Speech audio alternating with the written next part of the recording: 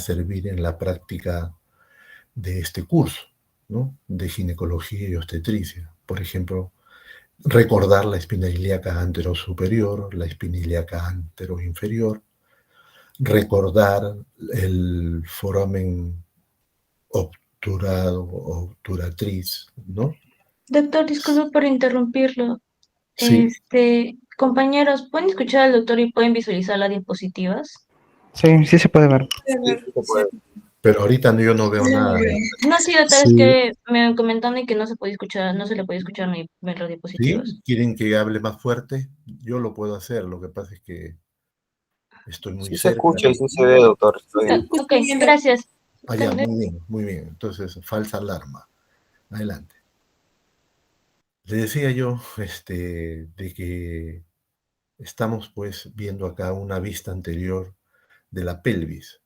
Recuerden que está formado, les decía, por los dos huesos coxales. Cada hueso coxal tiene tres partes que se han unido, que se han solidificado. El ilion en la parte superior, el isquion en la parte inferior y el pubis, que se va a unir a la otra parte del pubis del otro hueso coxal, formando la llamada sínfisis del pubis, ¿no? Aquí dentro es donde se van a ubicar pues todo lo que les he mencionado, ¿no? Las partes blandas, órganos, ¿no? Principalmente parte final del aparato digestivo y eh, órganos del aparato urogenital. Y algo que nos va a servir en la práctica diaria en este curso es que tenemos que recordar ciertas zonas, ¿no? Como por ejemplo la espina ilíaca anterosuperior, la espina ilíaca anteroinferior, ¿no? La sínfisis púbica, el agujero o foramen obturado, ¿no?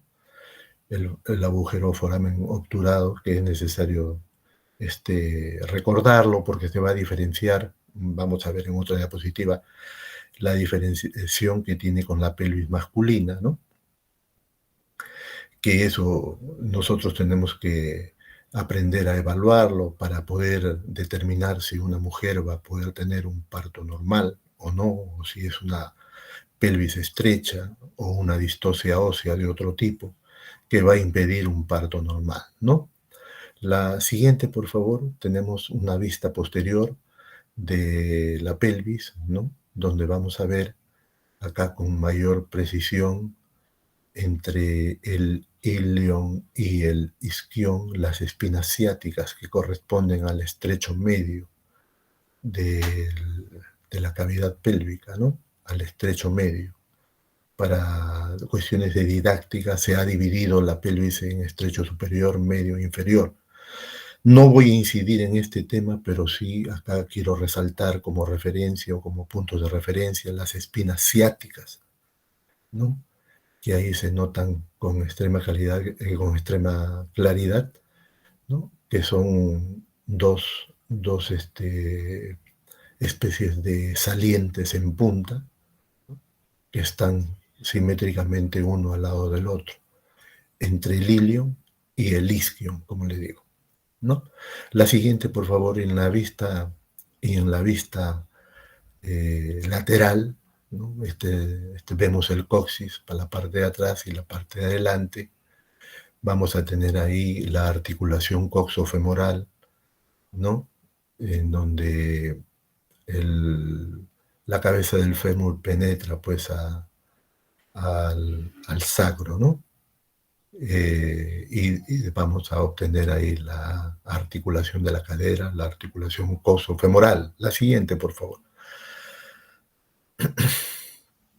Acá tenemos yo he querido resaltar con esto 4 características muy diferenciadas entre la pelvis femenina y la pelvis masculina y que nos va a servir, como digo, cuando evaluemos pues a las mujeres en obstetricia, ¿no?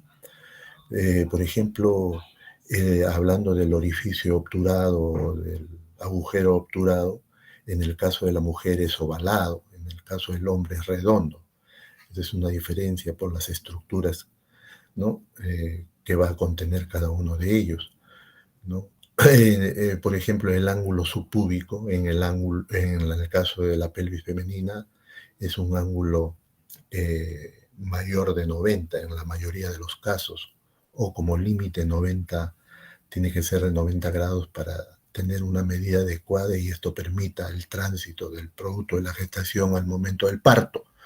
En cambio, en el hombre, este ángulo es mucho menor, ¿no? Se dice de que más o menos es un promedio de 60 grados. Por eso se habla muchas veces que en las mujeres tienen pelvis androides, ¿no? Cuando ese ángulo no tiene la medida mayor de 90 grados. En el estrecho superior, por ejemplo, de la pelvis, en la mujer tiene una forma redonda, en cambio en el hombre tiene una forma triangular o una forma corazonada, ¿no? El acetábulo, o sea, la zona articular del hueso coxal, que va a albergar a la cabeza del fémur, en el caso de la pelvis femenina es más pequeño que en la pelvis masculina, donde el acetábulo es mucho más grande, ¿no? Entonces, estas son estructuras y zonas, y en líneas generales, pues la pelvis femenina va a ser una pelvis más ligera, más liviana, más fina, ¿no? Que la pelvis masculina, que es una pelvis más pesada, gruesa. La siguiente, por favor. Ahora vamos a hablar un punto de que nos piden que les comentemos y que les expliquemos, que corresponde al diafragma pélvico. El suelo pélvico, el suelo de la pelvis, de la cavidad pélvica, está conformado por dos planos, un plano inferior y un plano superior. El plano inferior es el que corresponde al diafragma pélvico, y se dice que el diafragma pélvico está constituido principalmente por los músculos elevador del ano y por el músculo coccígeo, ¿no? El músculo elevador del ano tiene tres fascículos bien definidos que siempre es bueno recordarlo, ¿no? El haz puborectal, el haz pubococcígeo y el haz iliococcígeo, ¿ya? El haz puborectal es un fascículo muscular grueso que tiene forma de U, y que llega y que parte inmediatamente por detrás de la sínfisis púbica y que va a contornear, va a girar alrededor de la unión anorrectal para tener forma de U, ¿no? La siguiente, por favor. Después tenemos el haz pubococcígeo, el haz iliococcígeo. El haz pubococcígeo que se va a distribuir, ¿no? En la parte lateral de ambos puborectales, ambos fascículos puborectales, ¿no? Y que van a llegar hasta el coxis, hasta la parte posterior. Por eso le llaman pubococcígeo. Nace también casi en la parte posterolateral del pubis y va a llegar hasta el coxis. Y también tenemos más al costado, poco lateralizado, tenemos al haz iliococcígeo, que está con la letra B, ¿no? que va a partir de las paredes laterales del pubis, ¿no? Se va a unir van a formar ahí parte del arco tendinoso del músculo elevador del ano. Entonces, en esa zona se van a insertar, y el músculo coccígeo, que se encuentra un poco poco por debajo de este haz iliococcígeo, ¿no? Estos músculos, esta zona, forman el plano profundo, ¿no? Del suelo pélvico, lo que se conoce como diafragma pélvico. Pero por encima de eso tenemos un plano superficial, ¿no? Que es el diafragma urogenital. La siguiente, por favor. El diafragma urogenital va a constituir una especie de lámina musculofibrosa, ¿no? Que ocupa los espacios libres de los músculos elevadores del ano, y está constituido principalmente por los músculos transversos profundos y superficiales, por el músculo isquiocavernoso, por los músculos bulbocavernosos y músculo del esfínter anal externo, ¿no?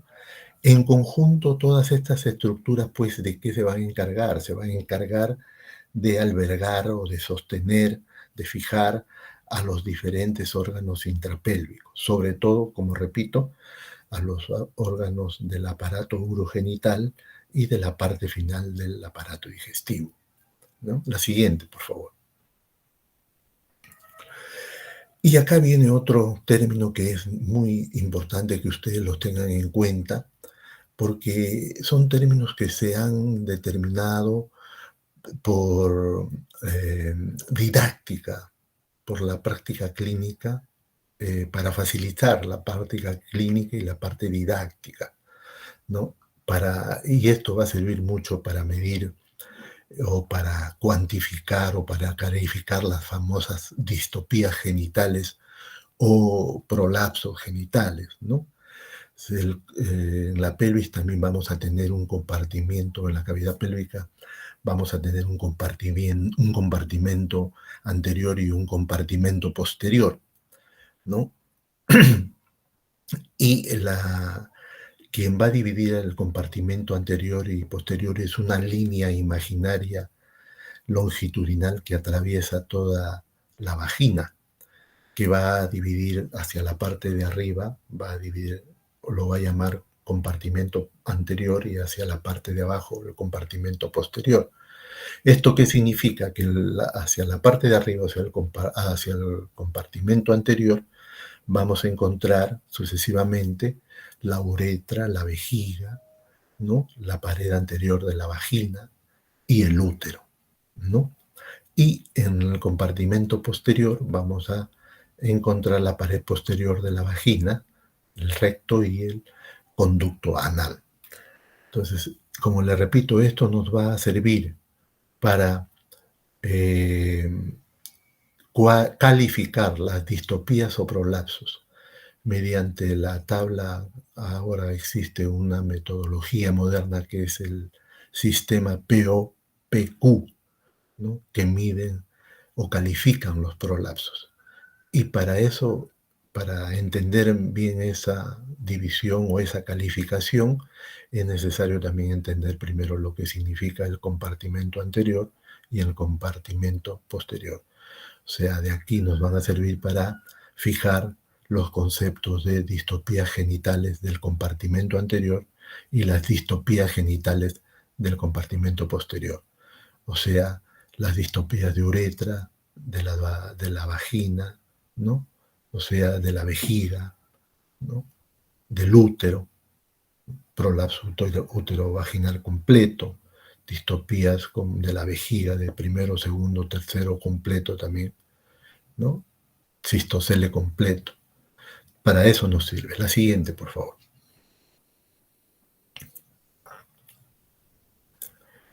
La siguiente, por favor, Natalie. Ya, y entonces vamos a comenzar a revisar todos los órganos del aparato genital femenino, todas las partes anatómicas importantes, ¿no?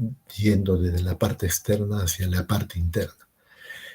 En la parte externa tenemos los genitales externos y ahí tenemos estructuras que ya ustedes también las deben de conocer, ¿no? De su curso de anatomía. El monte de Venus, los labios mayores, los labios menores, el vestíbulo de,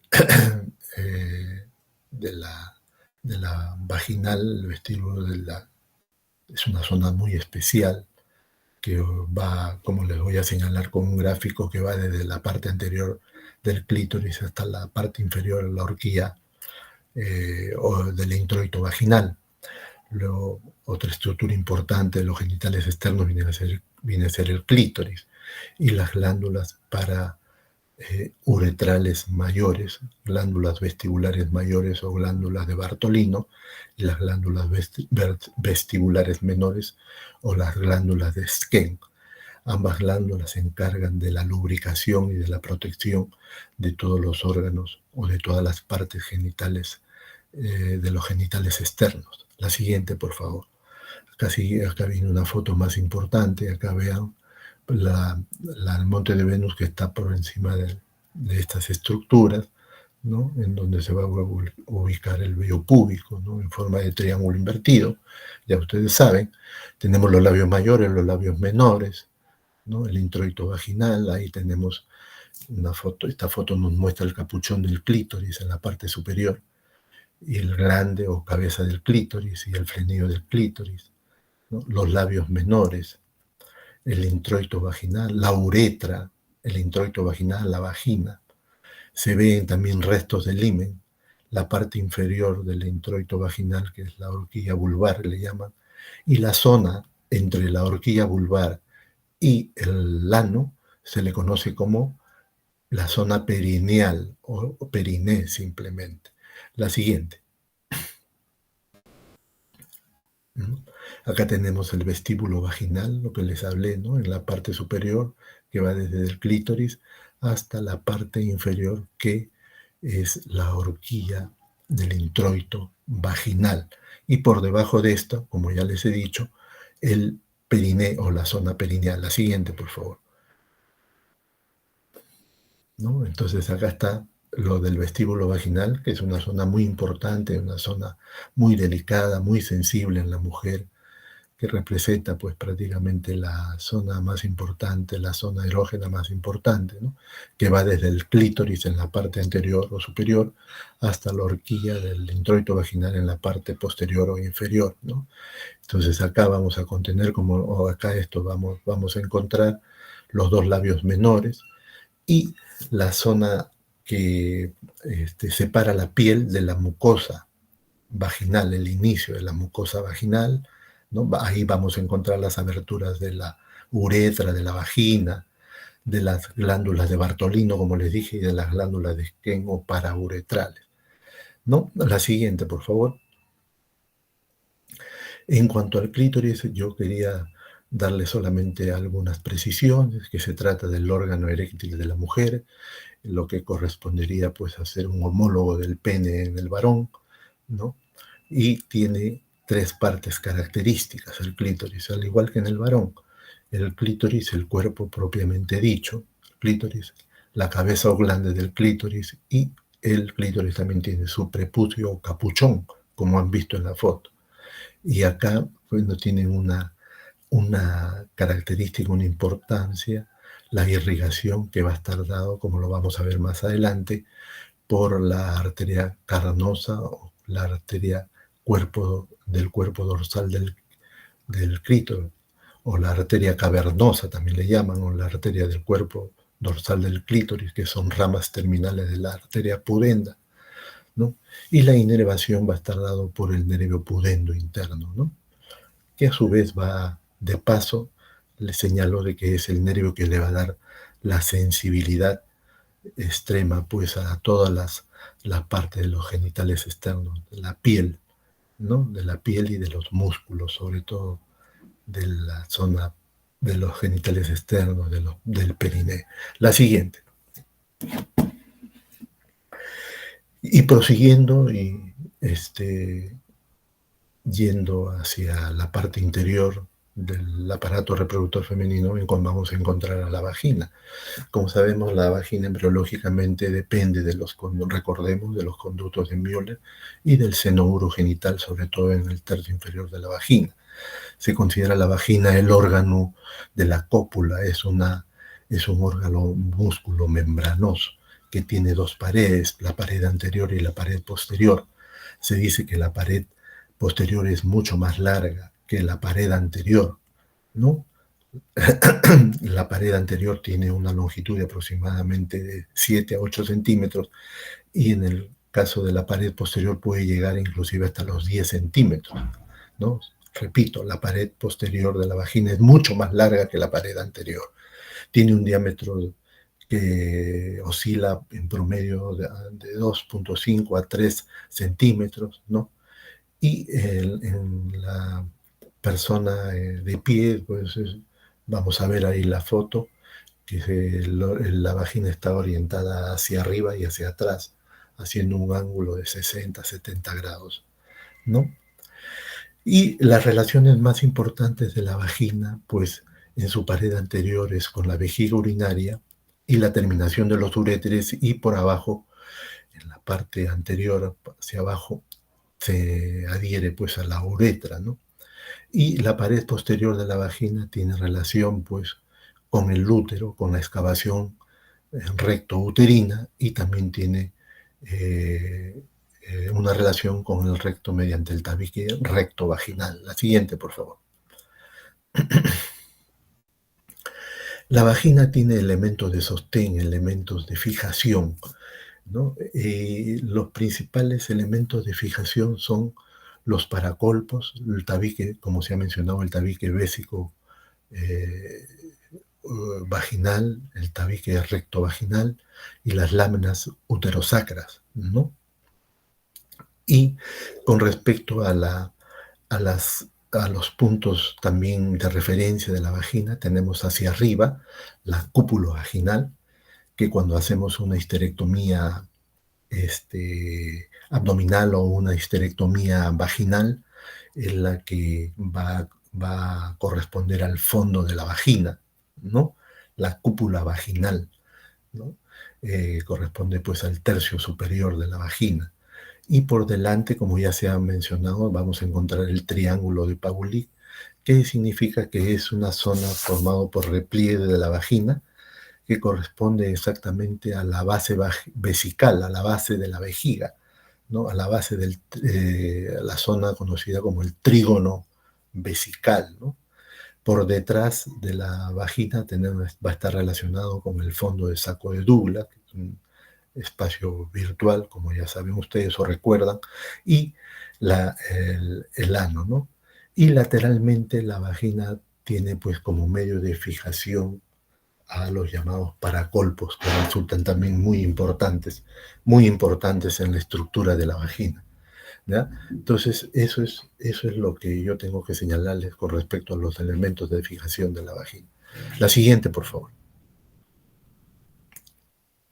Bueno, esto es solamente para recordar la histología de la vagina. Es un epitelio, recuerden que se trata de un epitelio plano, estratificado, no queratinizado. La siguiente, por favor. Tiene 3 capas también la vagina, ¿no? Una capa interna, una capa media, una capa externa.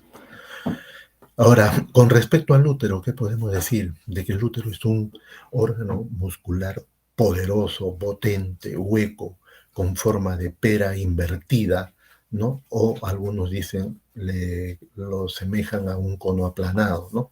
Y que va a tener en especial cuatro funciones importantes, ¿no? El útero va a servir en la mujer para albergar al feto en el momento del embarazo o durante la gestación, ¿no? Ayudar a expulsar al feto o al producto de la gestación al momento de su nacimiento, ¿no? El útero va a servir también para que la descamación constante mensual del endometrio finalice pues en un ciclo ovárico o el llamado ciclo menstrual, ¿no? Entre a esa actividad mensual de las mujeres durante toda su etapa fértil, que viene a ser la menstruación. Y obviamente antes que eso, pues va a servir también para que el huevo cigote, o sea, el óvulo fecundado, se implante, pues, ¿no? En la cavidad uterina. Y de acá comience a replicarse sucesivamente hasta el final, ¿no? Y algo que de repente también algunos lo señalan muy importante es que el útero tiene una zona, el llamado cuello del útero o cervix uterino, que sirve para algo,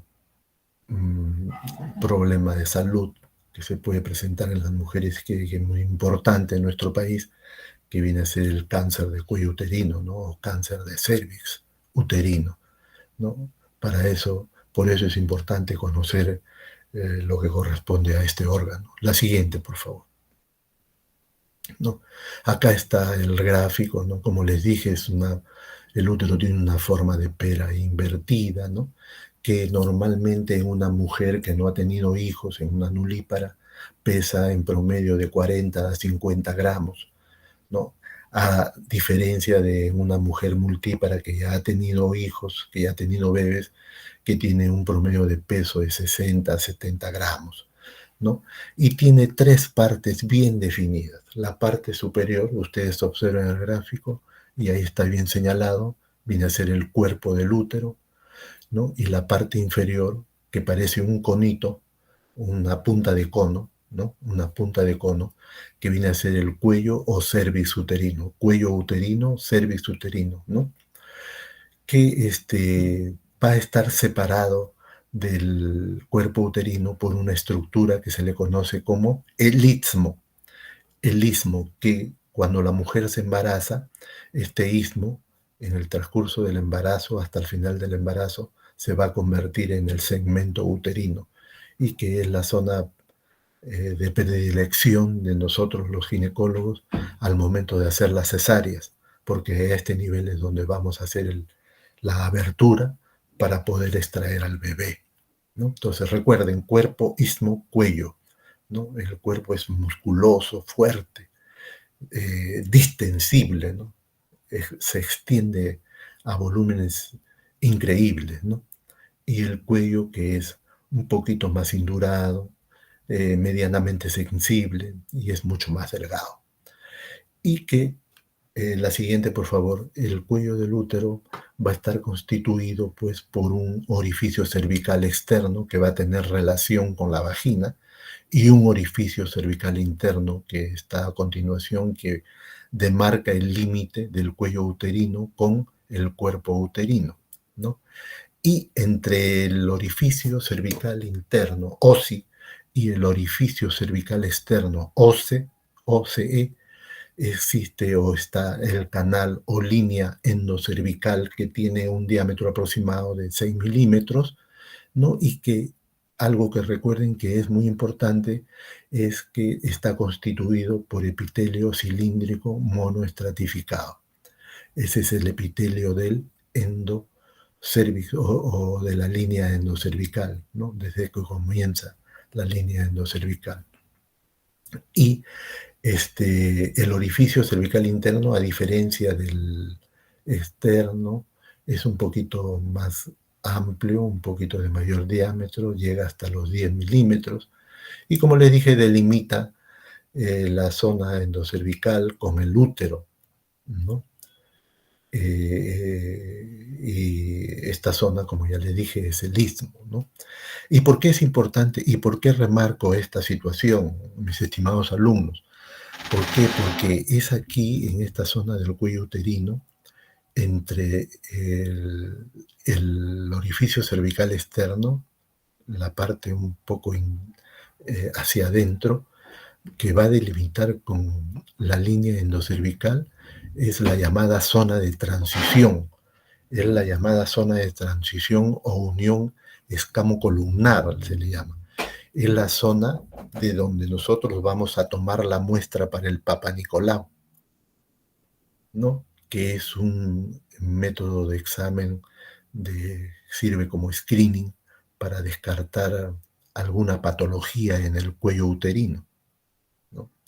Es a este nivel donde vamos a tomar la muestra del Papa Nicolau. Por eso es que le remarco esta zona de transición, o la unión de la zona escamosa cilíndrica, o sea, es la unión, la zona que demarca la unión del epitelio cilíndrico monoestratificado con el epitelio escamoso del orificio cervical externo, ¿no? Entonces, para eso, y esta zona de transición va a tener modificaciones, no necesariamente llegan siempre al cáncer, ¿no? Tiene variaciones celulares de acuerdo al ciclo menstrual, o sea, si está en la fase estrogénica, si está en la fase progestágena, no sé si la mujer está embarazada, no está embarazada, o también si ya la mujer está en la etapa del climaterio, ¿no? O cercano a la menopausia. La siguiente, por favor. Y acá vamos a tener las diferentes posiciones que puede tener el útero, ¿no? Con respecto a sus ejes, ¿no? Al eje del cuello uterino y al eje del cuerpo del útero. Puede ser un cuello, un útero en anteversión o en anteflexión, un útero en retroversión o en retroflexión, ¿no? En anteflexión, el útero va a estar flexionado hacia abajo y hacia adelante, hacia abajo y hacia adelante, ¿no? En diferentes órganos, en diferentes ángulos. Y en la retroversión, el fondo está hacia atrás. En la retroversión, o sea, pegado hacia el recto o dirigido hacia el recto. En la retroflexión ya no solamente se dirige el fondo, sino todo el cuerpo uterino está dirigido o relacionado muy cercanamente al recto. La siguiente, por favor. Y esto es cuando el útero se puede lateralizar, o se llama lateroversión derecha hacia el lado derecho, y lateroversión izquierda hacia el lado izquierdo. La siguiente, por favor, ¿no? Y acá viene algo muy interesante también. ¿Qué cosa es lo que va a hacer de que el útero se fije, ¿no? Va a tener elementos de sostén. Existe todo un sistema de sostén que van a permitir la suspensión, la fijación y la orientación del útero, ¿no? Acá para partir, por ejemplo, en la parte inferior del útero, que está relacionado con la cúpula vaginal, va a estar relacionado a través de las fascias del músculo elevador del ano, ¿no? O sea, en esta zona se va a fijar al piso pelviano, el útero se va a fijar al piso de la pelvis. La siguiente, por favor.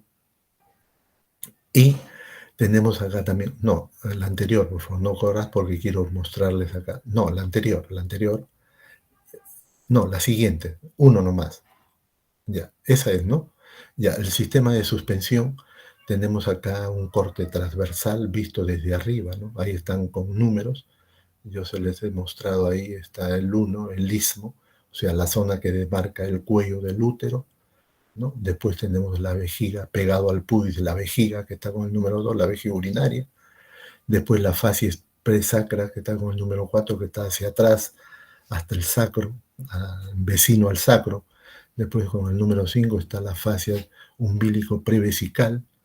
Y ya una zona muy importante está la zona en el número 6, los ligamentos transversos del útero que van a fijar al útero, los famosos ligamentos cardinales o ligamentos de McEnroth, ¿no? Y hacia atrás, hacia la parte posterior, tenemos los ligamentos úterosacros, ¿no? Esos son los elementos de sostén. Y otro elemento de sostén, la siguiente, por favor, viene a ser los ligamentos anchos, ¿no? Uno a cada lado, los ligamentos anchos, ¿no? Y los ligamentos redondos, que son estructuras musculofibrosas, ¿no? Que van a hacer que el útero se mantenga en anteversión,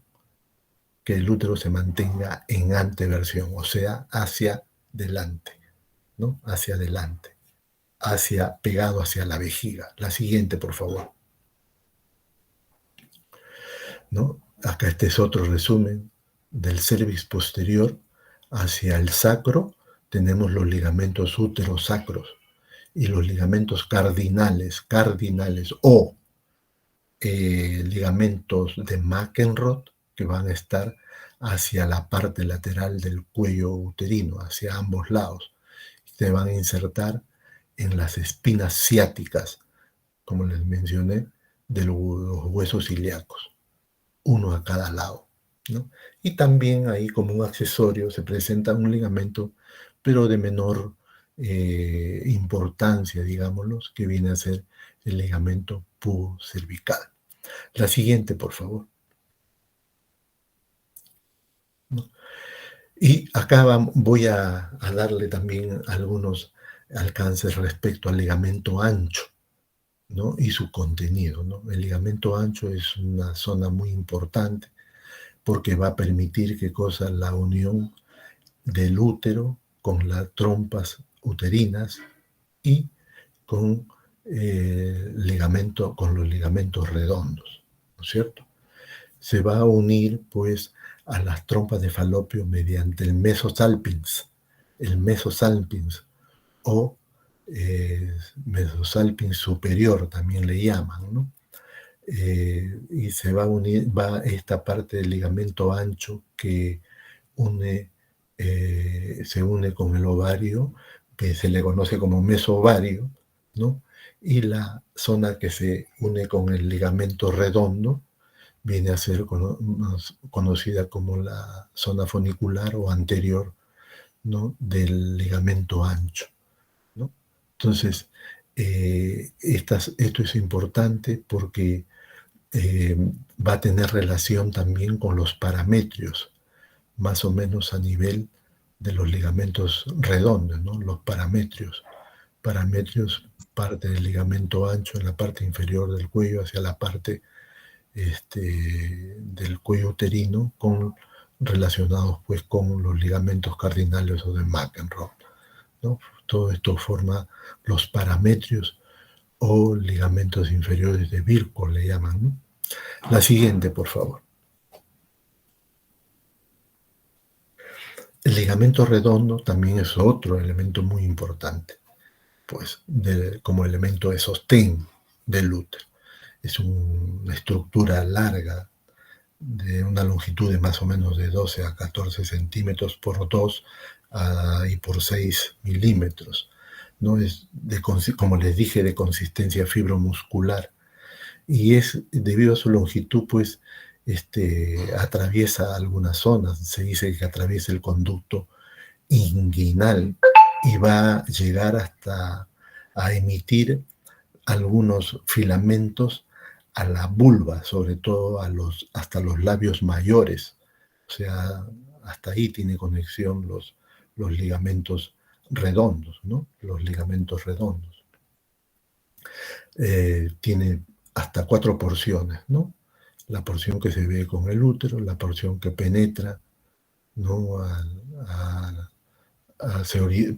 orificio del conducto inguinal, ¿no?, y que llega a su vez a hay una porción que llega hasta los labios mayores de la vulva. La siguiente, por favor. Acá viene algo muy interesante, ¿no? La irrigación. ¿Cómo es que va a estar irrigado el útero? ¿Quién le va a dotar de sangre? Ustedes saben de que el útero es un órgano que puede traer graves complicaciones durante el embarazo, ¿no?, durante otras patologías ginecológicas, ¿no? Tenemos, por ejemplo, que tener en cuenta por qué arterias está irrigado el útero, ¿no? Y para esto tenemos que partir de la aorta. La aorta sale del ventrículo izquierdo. Cuando atraviesa el orificio aórtico del diafragma, va a cambiar de nombre, va a ser la aorta abdominal, que a nivel de la cuarta vértebra lumbar, de L4, va a dar 3 ramas, ¿no? Va a dar 2 ilíacas, arterias ilíacas primitivas o arterias ilíacas comunes, le llaman, y una arteria sacra media. Y de acá viene lo importante. Las arterias ilíacas comunes, ¿no?, o arterias ilíacas primitivas, que tienen una longitud de aproximadamente 6 centímetros a nivel de la articulación sacroilíaca y L5, se va a dividir en ilíaca interna y arteria ilíaca externa. A nosotros nos interesa mucho la arteria ilíaca interna. ¿Por qué? Porque va a dar como rama a la arteria uterina, y la arteria uterina es la que va a irrigar al útero. La arteria uterina a su vez tiene ramas, ¿no? Primero viaja muy cercano al uréter, más o menos entre 1.5 a 2 centímetros por delante y encima del uréter, y a 1.5 centímetros del istmo, ¿no? Entonces hay que tener mucho cuidado. Para nosotros, cuando hacemos histerectomías, hacemos intervenciones ginecológicas, tenemos que tener demasiado cuidado en lesionar este órgano del uréter, porque ustedes saben, comunica el riñón con la vejiga, ¿no? Entonces, podemos dañar, podemos confundir el uréter con la arteria uterina, ¿no? Entonces ahí es que tenemos que hacer la diferenciación anatómica. Viajan muy cerca, son vecinos. Entonces hay que reconocer el recorrido, la estructura, ¿no? La arteria uterina es transversal y da una rama ascendente que es tortuosa y una rama descendente que es menos tortuosa. La rama ascendente va a irrigar toda la parte superior del útero y va a llegar inclusive a irrigar en parte a la porción inferior del ovario. Y la rama descendente que va a irrigar al cérvix y va a dar una rama también inclusive para la vagina. Entonces, la siguiente, por favor. Ahí vamos a ver el trayecto de la arteria uterina. La siguiente, por favor. ¿No? Acá, antes de entrar de lleno nuevamente a la rama, explicarles, me salgo un ratito para explicar las ramas extrapélvicas de la ilíaca interna, ¿no? Se le considera ramas extrapélvicas a la arteria glútea, a la arteria obturatriz, ¿no? A la arteria isquiática, ¿no? Y a la arteria pudenda interna. Esta arteria pudenda interna va a tener ramas colaterales, la arteria hemorroidal inferior y la arteria perineal superficial y la arteria perineal profunda. Y las ramas terminales de la pudenda interna, de la arteria pudenda interna, son la arteria cavernosa o arteria carnosa del clítoris y la arteria dorsal del clítoris. Entonces, esas son las referencias anatómicas que no deberíamos de olvidar, ¿no? Por eso le llaman extrapélvico. O sea, están casi en la parte externa de la pelvis. Pero tenemos la parte de, la siguiente, por favor, de la arteria uterina, incidiendo en eso, porque eso es muy importante, como les he dicho. La arteria uterina, pues, está muy cercana a la pared pélvica, tiene un trayecto transverso, o sea, se dirige hacia el útero, ¿no? Y a la altura de la espina ciática es donde se va a hacer transverso. Va a estar por debajo de los ligamentos anchos, ¿no? Y va a estar por delante y encima del uréteres o de los uréteres, o sea, a ambos lados, ¿no? Por eso es importante. Y esta arteria uterina va a dar rama ascendente y rama descendente. Repito, ¿por qué lo vamos a diferenciar del uréter? Por el trayecto. Es tortuoso, parece un serpentín la arteria uterina en su rama ascendente, al igual que en la rama descendente, ¿no? Y están bien pegados a la parte lateral del útero. El uréter, sin embargo, no es tortuosa, pero sí hace movimientos peristálticos, y eso lo diferencia de la arteria uterina, ¿no? Entonces, eso es lo que va a caracterizar, y como les decía, en la parte ascendente va a irrigar inclusive hasta parte de la zona útero-ovárica, ¿no? La parte inferior del ovario, sobre todo, ¿no? Y conjuntamente con la arteria ovárica va a encargarse de la irrigación del ovario, ¿no? Entonces, esto es algo muy importante que hay que tener en cuenta. La siguiente, por favor. La arteria uterina, pues como les dije, tiene una arteria uterina propiamente dicha, la rama cervical, la rama vaginal hacia abajo, ¿no? Y hacia arriba tenemos, como les repito, insisto en eso, va a ocupar la zona útero-ovárica, sobre todo la parte inferior del ovario. Pero la parte central, la parte central de la arteria uterina, va a dar ramas que son las arterias arcuatas, ¿no? Tanto del lado derecho como del lado izquierdo. Estas arterias arcuatas van a anastomosarse en la línea media del útero con las arterias arcuatas del otro lado. Por eso es que forman como un arco, como una tela. Por eso le llaman arterias arcuatas, ¿no? Y de estas arterias arcuatas se van a desprender otras ramas, las arterias radiales. Estas arterias radiales se van a encargar de la irrigación del miometrio.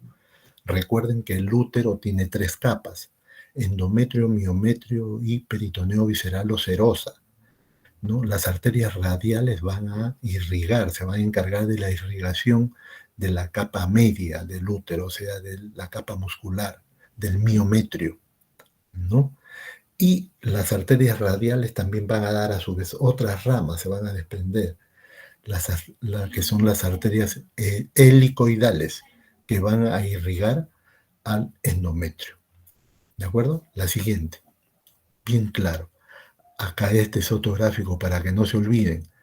Porción comenzando, parte central comenzando en la parte ascendente, la arteria uterina se divide o da ramas llamadas arterias arcuatas.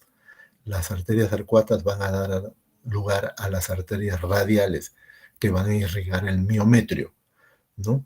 Y luego tenemos las arterias basales y las arterias espiraladas o helicoidales, que van a irrigar o se van a encargar de la irrigación del endometrio. Arterias helicoidales o espiraladas, o espirales le llaman algunos, ¿no? Muy bien. La siguiente, por favor.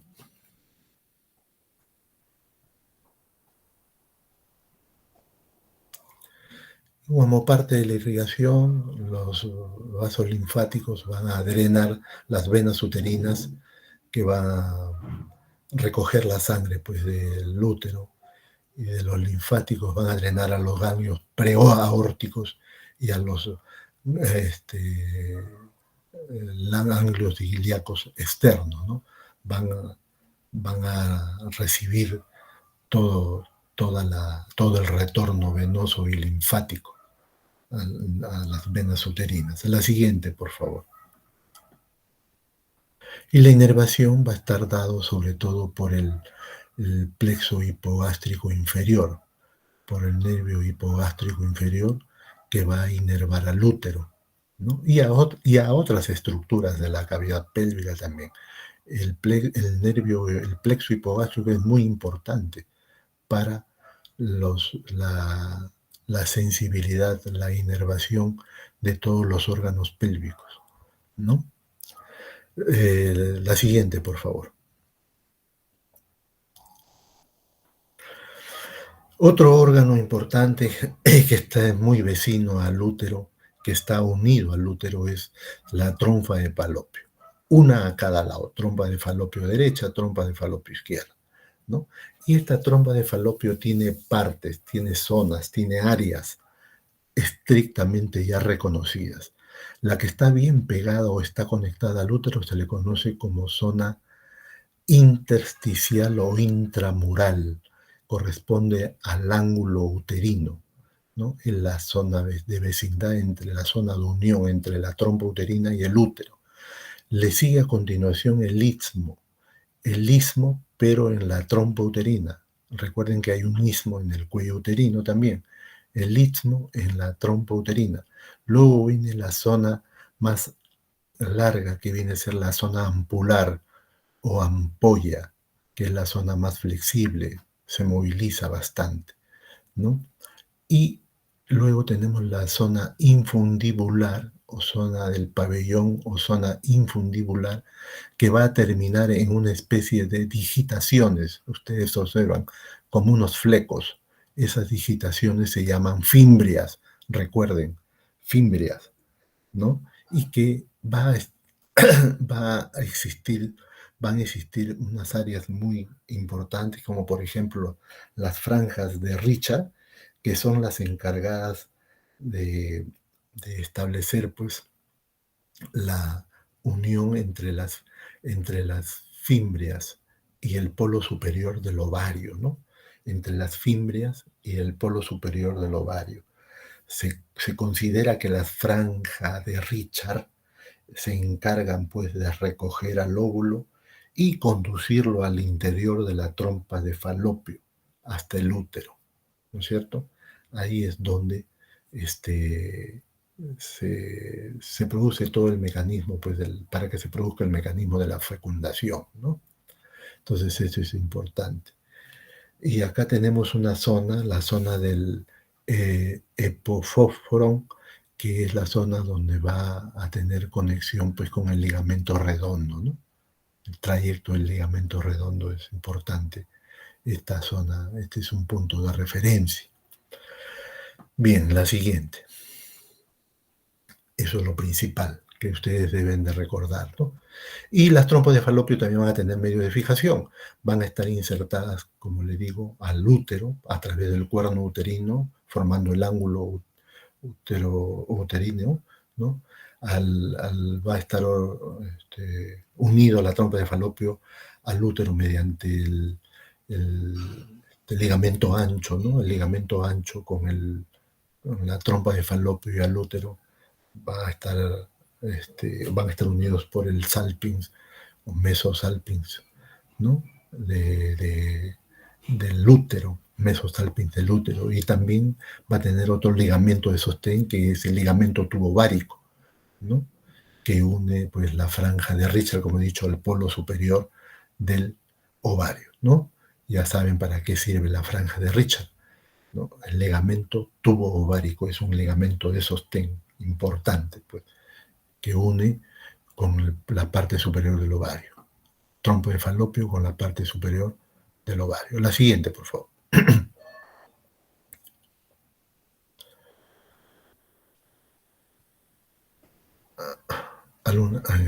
Muy bien. ¿Y cuáles son quiénes se van a encargar de la irrigación de las trompas de Falopio? La irrigación de las trompas de Falopio va a estar a cargo de la arteria tubárica interna y la arteria tubárica externa, ¿no? La arteria tubárica interna es rama de la arteria uterina y la arteria tubárica externa es rama de la arteria ovárica, ¿ya? Ambos se van a anastomosar en el mesosalpings, ¿no? Y van a dar ramas ascendentes para la trompa y ramas descendentes para el ovario, ¿no? Ramas descendentes para el ovario y ramas ascendentes para la trompa uterina, ¿no? La arteria recuerden, arteria tubárica interna, rama de la arteria uterina, y recuerden de que estas se desprenden pues, de la rama ascendente, de la arteria uterina sobre todo, ¿no? Y la arteria tubárica externa, que es rama de la arteria ovárica. ¿No? La siguiente, por favor. Y los linfáticos van a emanar, pues, a todo el retorno linfático y venoso se van a recoger, pues, van a recoger desde el mesosalping, ¿no? Y se anastomosan con los linfáticos del ovario y los linfáticos internos del útero, ¿no? Que van a llegar siempre, pues, a la vena cava, ¿no? Y de los nervios procedentes de los nervios uterinos, sobre todo, como les dije, del nervio hipogástrico inferior, ¿no? Del nervio hipogástrico inferior, que van a acompañar siempre, van a estar acompañadas de las arterias, penetrando las paredes de las trompas, ¿no? La siguiente, por favor. Y un último, no por ser mencionado al último, va a dejar de ser más importante. Yo creo que son el centro de todo el aparato reproductor femenino. Vienen a ser los ovarios, ¿no? Que son órganos ovoides, ¿no? De color blanco-rosa o de color blanco nacarado, se le dice, ¿no? Que pesan aproximadamente entre 7 y 8 gramos en reposo. Tienen una consistencia firme y sus medidas más o menos son de 3.5 a 4 por 2 por 1 centímetro, ¿no? Y tienen una cubierta también de peritoneo, ¿no? A su vez, este útero va a tener, perdón, este órgano, el ovario, va a tener dos funciones fundamentales, ¿no?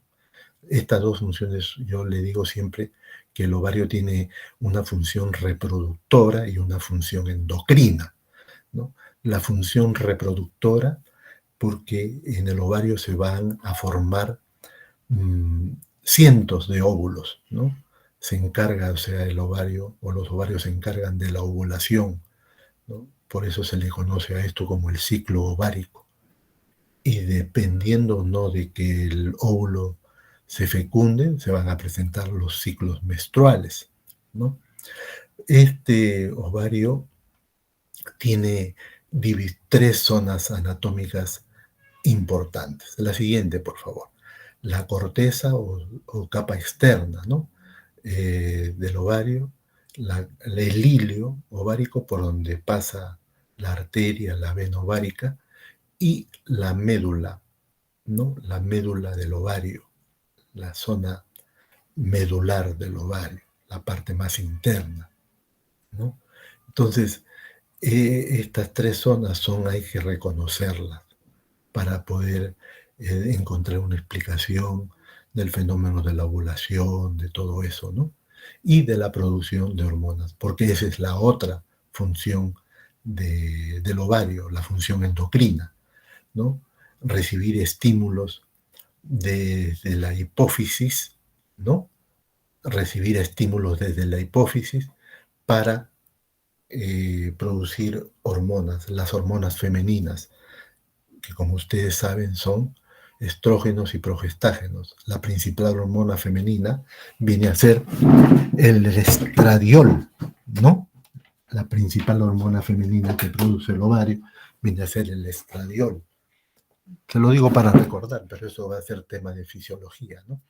Entonces, esa es la función endocrina del ovario. Y otra hormona que produce el ovario es muy importante también, es la progesterona. Es una hormona importantísima durante el embarazo. Ya lo vamos a ver también más adelante, ¿no? Pero anatómicamente, el ovario tiene pues una cara externa que va a estar relacionada pues con la fosita ovárica de Krauss, que es la fosa que tiene pues eh, como relación los ovarios se van a ubicar a través de la fosita de Claudius o de la fosita ovárica de Krauss, ¿no? Y por allí tiene una relación pues con la arteria umbilical y también tiene una relación pues con la arteria uterina, ¿no? En la parte inferior, ¿no? Entonces, eso es muy importante tenerlo en cuenta, ¿ya? Y también tiene la siguiente, por favor, tiene una cara interna, ¿no? Los ovarios tienen una cara interna. La siguiente, por favor, ¿no? Es una que está cubierta por la trompa uterina, o sea, el peritoneo de la trompa uterina se repliega sobre el ovario, ¿no? Constituye parte del mesosalping, ¿no? ¿No? Que forma un grupo, un conjunto, ¿no? Con la trompa, con el polo superior del ovario, como se les ha mencionado, ¿no? La siguiente, por favor.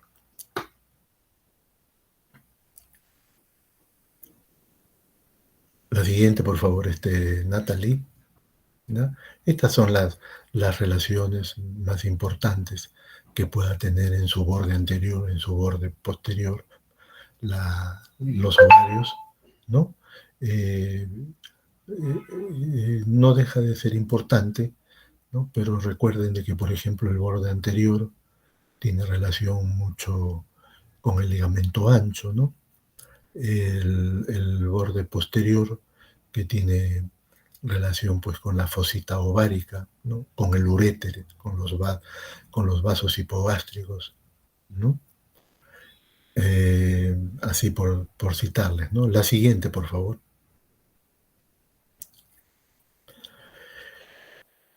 Los ovarios tienen un extremo superior y un extremo inferior también, ¿no? El extremo superior que está ligado, pues, por debajo con los vasos ilíacos externos, y con los ligamentos lumbo-ováricos y con los tubo-ováricos que se fijan en él. ¿Ya? Ya les he dicho, recuerden de la franja de Richard. Y el extremo, y une pues la trompa y el mesosalpinx de la trompa lo cubren al ovario, ¿no? Por esa zona, por el extremo o por el borde superior, por el polo superior. Y el extremo inferior o polo inferior, que es menos grueso que el inferior, ¿no? Y es ahí, por esa zona es donde se va a insertar el ligamento útero ovárico. Es el ligamento que fija pues el útero con el ovario. La siguiente, por favor. Lo que les mencioné, ¿no? Las partes, la estructura de los ovarios, tiene una corteza, tiene el lilio, una parte central, por donde ingresan y salen los vasos, ¿no? Y tiene una parte de la médula del ovario o estroma, que viene a ser principalmente un tejido conjuntivo muscular, el tejido de sostén, ¿no? Y la parte periférica o corteza, que está constituido por epitelio simple cúbico, ¿no? Un epitelio simple cúbico, ¿no? Y ahí es donde se va a dar la maduración folicular, etcétera, etcétera, etcétera, ¿no? La siguiente, por favor.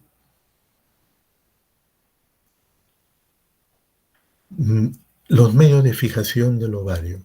Tiene 4 elementos de fijación el ovario, pero el más importante es el ligamento suspensor del ovario.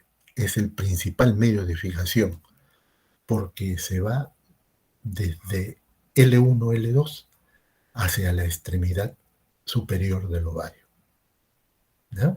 El ligamento superior suspensor del ovario, que es el principal medio de fijación. También tenemos el mesogovario, ¿no? Tenemos el mesogovario, que es la prolongación del ligamento ancho, ¿no? O sea, va a unir el ligamento ancho hacia la extremidad inferior del ovario. O sea, es parte del peritoneo, ¿no? Recuerden que el ligamento ancho tiene 2 hojas, el peritoneo, ¿no?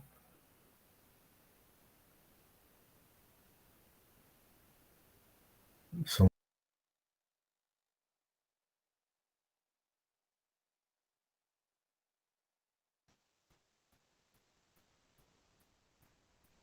la siguiente, por favor.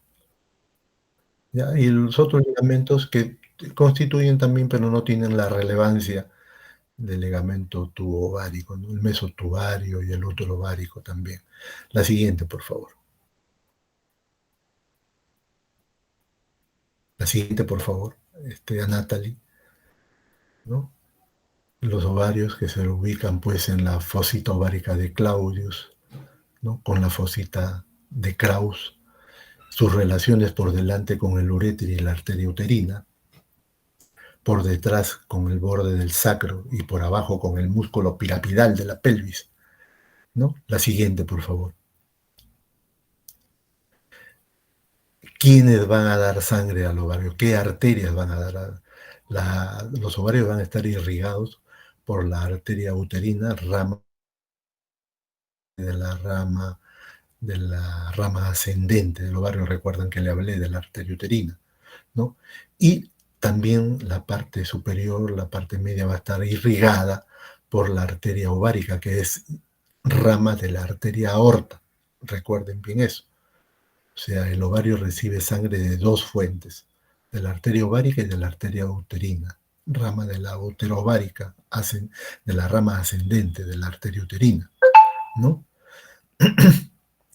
Y las principales venas son la vena ovárica derecha, la vena ovárica izquierda, la vena ovárica izquierda, que va a desembocar sobre la vena renal, y la vena ovárica derecha, que va a desembocar en la vena cava inferior, ¿no? Una gran vena, ¿no? Y la inervación es a través del plexo ovárico, que es parte también del nervio hipogástrico inferior. La siguiente, por favor. Bien, entramos pues a la última parte de este tema, que viene a ser la glándula mamaria. La glándula mamaria es una glándula anexa del tejido cutáneo, tiene como origen embrionario el ectodermo, ¿no? Y se le considera glándulas sudoríparas altamente especializadas. La siguiente, por favor. La anatomía de la glándula mamaria es sumamente especial, ¿no es cierto? Miren, acá tenemos la areola mamaria, tenemos el pezón, tenemos los conductos colectores, los conductos galactóforos, los lóbulos, ¿no? Que viene a ser tejido glandular, ¿no? Y acá tenemos en la parte posterior al músculo pectoral, ¿no? Y a las costillas, ¿no? Y acá entre este tejido adiposo de grasa y tejido glandular existe el tejido conectivo, ¿no? Un tejido conectivo que forma en conjunto el llamado ligamento de Cooper. La siguiente, por favor. ¿No? La irrigación de las mamas va a estar dada pues por tres ramas principalmente, por la arteria axilar, por la arteria torácica interna y por las ramas perforantes de la segunda, tercera y cuarta arterias intercostales, ¿no? Que se van en la parte lateral de las mamas va a estar a cargo de la arteria axilar, la parte media de la arteria torácica interna y las ramas perforantes, las segunda, tercera y cuarta ramas de las arterias intercostales van a contribuir a la irrigación de toda la mama. La siguiente, por favor. Y esta es la vascularización, como le había dicho, la arteria subclavia, la arteria torácica superior, la arteria mamaria externa, las ramas intercostales, ¿no? Las ramas perforantes intercostales, las perforantes de la mamaria interna, la torácica superior, ¿no? La acromiotorácica. La siguiente, por favor. Y la inervación de la superficie cutánea va a estar dada por los 6 primeros nervios intercostales y por la rama supraclavicular del plexo cervical, ¿no? La glándula recibe pues su inervación de los nervios intercostales 4, 5 y 6. La siguiente, por favor. El drenaje linfático de la mama, recuerden que todos van a drenar pues tienen como drenaje mamario pues la red cutánea superficial, conocida como la red perioral areolar de Sapey, la red mamaria profunda. Los ganglios axilares tienen conexión con los ganglios axilares, por eso que en procesos malignos se hace una linfadenectomía radical, pues inclusive se penetra hasta lo profundo de los ganglios, ¿no? Porque hay una relación, fíjese, del drenaje linfático. Por eso es importante anatómicamente. La siguiente, por favor. ¿Ya? El drenaje venoso y linfático de la mama. Los linfáticos de la mama izquierda terminan generalmente en el conducto torácico y en la vena subclavia. ¿Ya? Y lo de la mama derecha en la vena subclavia derecha. ¿Ya? Ese es el drenaje que tiene el drenaje venoso y linfático de la mama, ¿no? A través de los linfáticos superficiales, los linfáticos profundos, ¿no? La siguiente, por favor. Esto es para que ustedes lo tengan en cuenta. La siguiente, por favor. Para no olvidarnos de nuestras raíces. Y la última, para agradecerles eternamente su atención y su comprensión por estos inconvenientes de la tecnología que se han presentado al comienzo. Muchas gracias por tu atención y si hubiese alguna pregunta, estoy al tanto.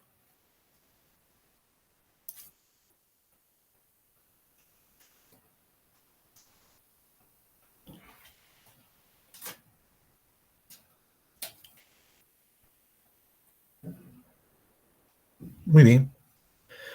No habiendo ninguna pregunta, ¿alguien quiere? Mira lo que me manda. ¿Ves? Mandan palmitas. Palmas, ¿no ves? Muy bien, estimados alumnos. ¿Ninguna pregunta?